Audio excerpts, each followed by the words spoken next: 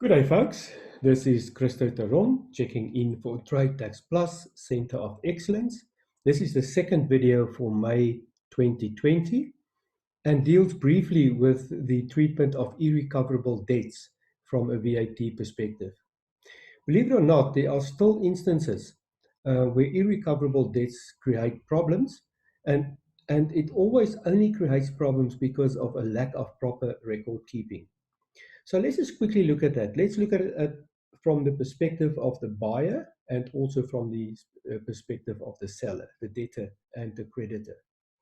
Now, if I've made a sale and the debt becomes irrecoverable subsequently, then I'm entitled to claim the VAT which I've accounted to SARS on that supply back from SARS, which makes sense because I would never recover the actual VAT, but I have paid it across to SARS. Now, that sounds simple, but the devil is in the detail. What I need to prove is that firstly, I have charged VAT and I have paid that across to SARS. So that's a very old debt, and it relates to a very old tax period. Then that might be challenging, just disposing of that onus of proof.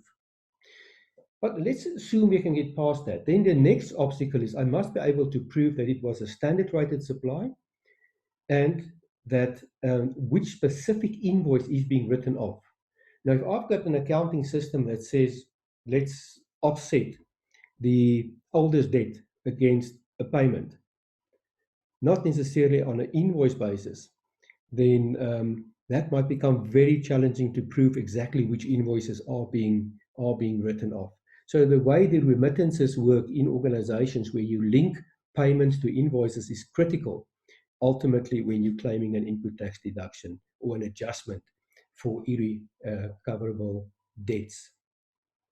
So that is from the perspective of the debtor. And of course, the debtor also has to prove that the debt has become irrecoverable. But in that sense, what SARS says is that it will be regarded as irrecoverable if the creditor, we talk about the creditors, be careful confusing the debtor and creditor. If the creditor stops taking further actions to recover the debtor. So if I give up and I transfer the debt to a debt recovery agent and I make the accounting adjustment in my books, so I'm taking the knock on the bottom line of my income statement. If I do that, then I am entitled to input tax to an adjustment. If I subsequently recover that debt, then the adjustment which I've made is just reversed. Okay. What about the person that owes the debt? Depending on from what side you look at it, it could be the debtor or the creditor. But let's talk in this instance from the we call it the debtor, the person that owes the money to the creditor.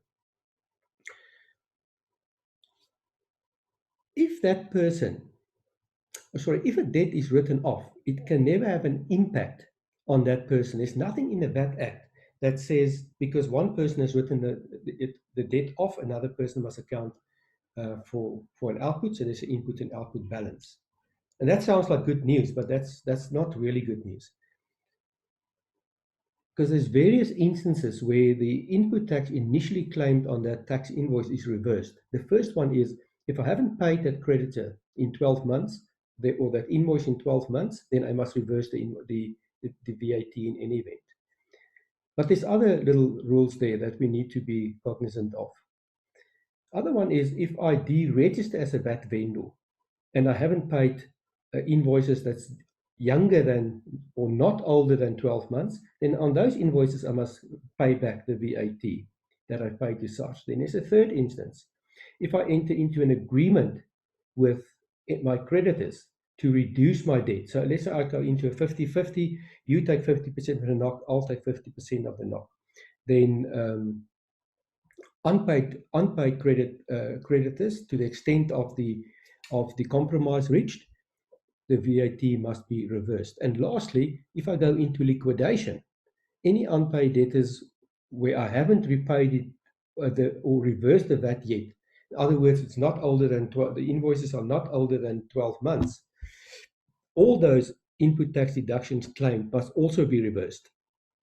Now, when a person does a liquidation, I've often seen in practice that people then say, but we didn't know about this liability, that we owe this amount to such.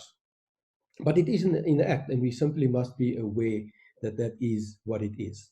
So, very short video, simply just telling you, be careful that if there's an adjustment you want to make as a person that has written off the debt, be careful that you can comply with all those requirements to claim the deduction. On the other side, the person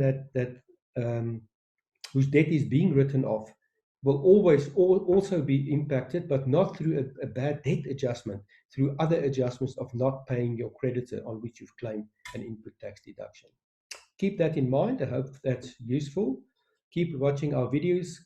Keep sharing that. We also have a Facebook page now, so please go to the Facebook page TradeTaxPlus and like us there. Also like us on our YouTube channel. The more we share this, the more this becomes general knowledge, and really it should be general knowledge. So be part of that process of sharing knowledge. But for now, it's me, creditor, checking out for TradeTaxPlus, Center of Excellence.